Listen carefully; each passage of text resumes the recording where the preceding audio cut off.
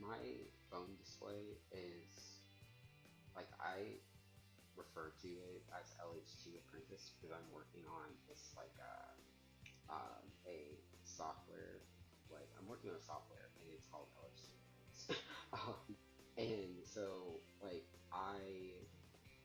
um I've always really just been really into just really the software development. Actually, I just like I really I and that's why I want to go to Silicon Valley. But anyways, but I mean I want to go to Silicon Valley, but like I think I have to like when I say that I want to go somewhere, it's because I want to go there and like learn a skill generally, not because I want to go there and like be there forever. um, I actually really just want to have like a nomadic life where I just like have my satchel and I just travel the world and learn things and give people lights and things. But anyways, so but I do want to go to Silicon Valley so I can like learn things. But then I want to go to Australia and I actually want to live in Australia. Like I have no intention of like having. I don't really. I just like I don't mind America. Like I don't have anything.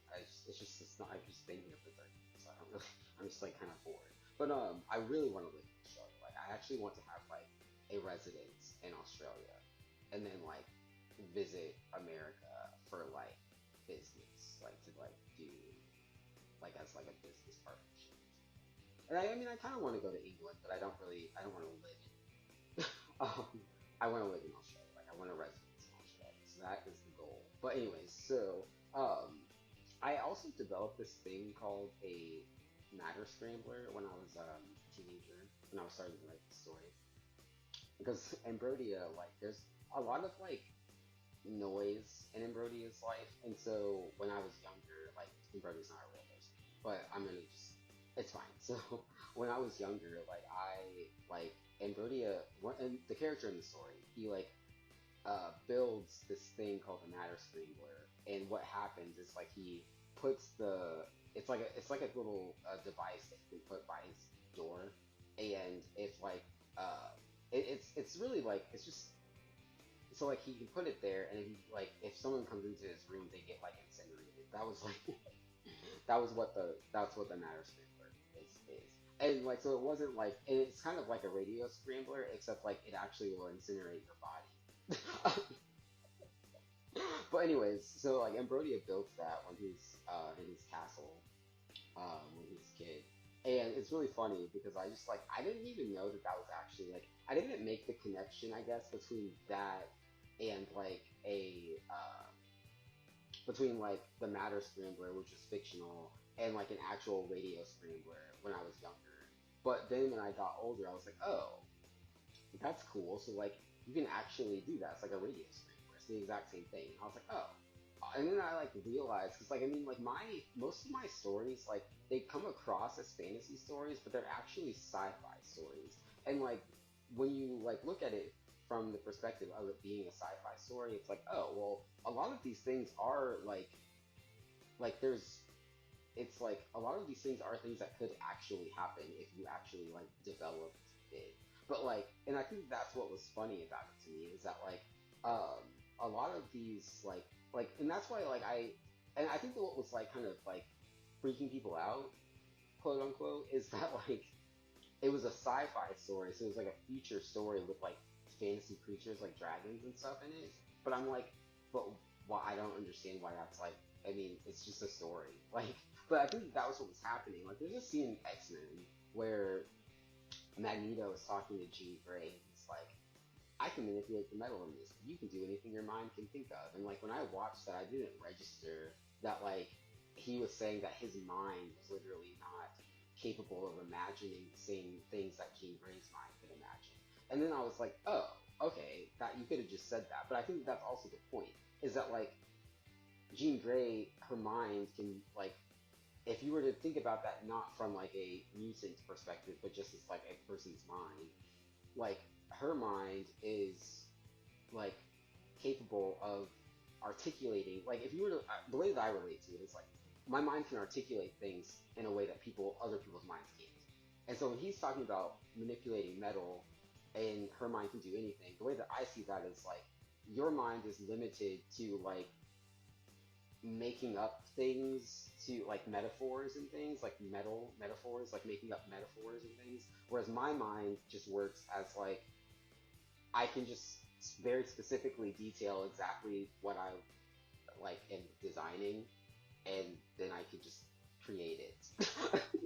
And like I think, and then that's also why like I like am really into silicon and sand, and Magneto, like that's iron and things like that. It's like it's very limited, and that's why like America never like, I mean really just Earth, was never very like impressive to me, because like I saw Earth and I saw a lot of these like skyscrapers and these like metal cities, and I was like, okay, well, okay. I mean, am I supposed to think this is like pretty or something? Like, I mean, it's not that I like was like didn't like it, but I was like, I don't know why I'm supposed to be like impressed by it though. It's like, and so like when I was like living on Earth for the last 30 years, like I was just living as a human, but I wasn't like walking around admiring the buildings that I lived in. I was just like, I'm just being alive. I'm just a person. Like, why am I supposed to be impressed by these buildings? I don't understand. But anyways, and so then like I started actually like becoming interested in architecture, and like I started becoming interested in like sandstone architecture and like ancient civilizations. And I mean, even when I was born, I mean, like Aladdin came out the same, like literally when I was born, and so like literally Aladdin came out 7 days after I was born. So like I saw all of these like beautiful sand cities and things, and I'm like, I don't understand why I'm supposed to be impressed by this like these metal contraptions in America. Like I don't understand why this is supposed to be like attractive. But and so then like as I started designing, I was like, oh, sandstone architecture. Like I can incorporate like so like I like suburbs in America. Like the architecture of American suburbs is very beautiful, kind of. But like it's like the only thing about the suburbs that I think is inefficient is that like the public transportation in suburbs is kind of trash. And so then like people are like, and that's really what it is. It's like America. There's nothing like objectively like ugly about America necessarily. It's just like America is designed in such a way that like it's America is designed very much on necessity. And so like even the design of the buildings and everything are designed so that people like need to have this or have that or do this or do that to go here or go there. And so like America, like most people don't like, most people like if you're not like your mind's in like an architectural sort of like mind, you're not going to like look at the society that you live in and see its design flaws. But I do. And so like I was never like, it's not, again, it's not that I like actively like disliked it, but I was just like, I'm not gonna like pretend to be impressed by this though, because it's inefficient. But like again, I wasn't like going out of my way to like criticize it. I was just like being honest and saying like I'm not impressed by this. Like I'm not gonna lie to you and tell you that I think that this city is beautiful if I don't. And so that was why when I started building like Minecraft cities, I was like, okay, I really want to like have like I really just wanted to design like a capital city, and that's kind of what my Minecraft cities are. They're very like they're like 5 dimensional, but they have a very like they have a very uniform aesthetic to them, like a very uniform like style guide to them. And so like but I also kind of wanted to kind of like extend like an olive branch to the developers by making that Junglewood Woodland Mansion and like kind of incorporating some of the sandstone into that, to say like, hey, developers, like I know that you made this game, and I kind of wanted to give you like this olive branch to say like, hey, yes, like I built a design for what could be the capital of Minecraft, but I'm also like acknowledging who actually developed the game, who like actually like created the game. But I'm also like, I'm also putting this capital here because I do genuinely believe that it is like architecturally superior to the computer generated structures in the game. And so it's like that's kind of how the aristocracy in the industry works, because like like the industry provided me with like the knowledge to like learn Because I'm an autodidact. Like that means like a self-taught person. So as far as I relate to like acting, writing, like things like that, I'm an autodidact. And so like when I was learning about like film and things like that, I kind of just taught myself these things. And so I kind of wanted to extend this olive branch to the industry. It's like, hey, I know you taught me how to do this, but I'm also like the aristocracy is also superior to the industry. That's just like my opinion, and I also kind of think that it's true. And then also like the meritocracy is going to be superior to the aristocracy and the industry, and that's just like how it is. But I am extending this olive branch of like, hey, industry, I appreciate like the foundation that you built, and I also am saying like showing you like my foundation is stronger and more is and superior to the industries. But I do recognize that I received those skills from the industry, and so like truths. But anyways, so yeah, that is. Oh yeah, and then also like I wanted to go over my publications. So um, like when it comes to like publications, I am posting something from Desmond, a sample chapter from Desmond, a sample chapter from Windsor, and a sample chapter from Noah. And really like I like so when it comes to that, it's like we're getting to the point where we're bringing cohesion to the stories because the United Brotherhood Memoir are 6 volumes of the same story, and so like each of the characters from those stories are going to be in Lionel Henry. So Lionel Henry is the 6th volume, and each character from each of the 6 volumes are going to be in the final volume, which is Lionel. But yeah, so anyways, I just kind of wanted to put that out there and show how, and really like if you watch the movie Cloud Atlas, that can be a really good like a visual representation of like how I kind of like am uh, structuring the United Brotherhood memoir, and also Midway, because like Midway is such a beautiful movie. I don't know why Midway is so gorgeous.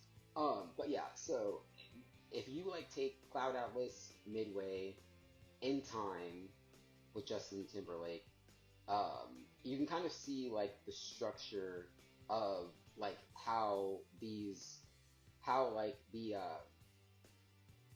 how like people who are alive today, like on Earth, how that relates to the grander timeline of the United Brotherhood memoir. And so like if you like Blossom in design, like what Blossom is, like what that story actually is like the atlas for that story. I'm gonna like do a brief little like minute long synopsis of that. um, what Blossom is it's kind of like if you were to think about if you were to think about like humanity, like in space travel, like colonizing another planet or something, in the same way that we colonize other continents on the Earth. Like what blossoming is Earthlings are sending, you know, like are sending like reconnaissance missions to planets in the universe and trying to see if any of them can be terraformed. And if Earth dies, like the planet that we live on dies, then we can like humanity won't die because we'll just go and we'll colonize the planet and then we'll repopulate humanity. But I don't really think that it's like necessary for us to like take animals with us.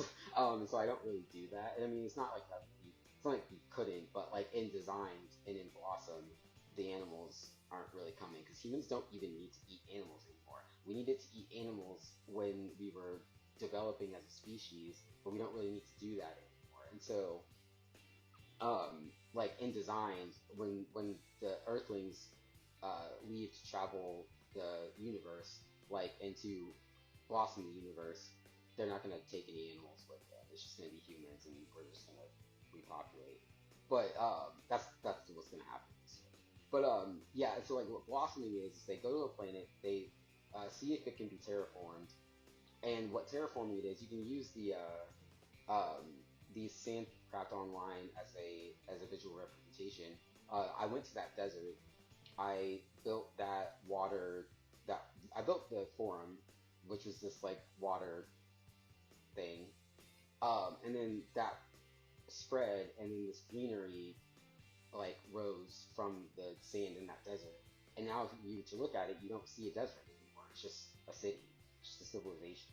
And that's what Blossom is. It's like what they're doing when they're blossoming the universe is they're going to a planet, seeing if it's habitable, creating a like weather phenomenon that just like floods the entire planet and floods the planet, and then like makes greenery grow, and then by the time the humans arrive, they'll just have this beautiful green planet to live on, and that's what Blossom means, and that's what design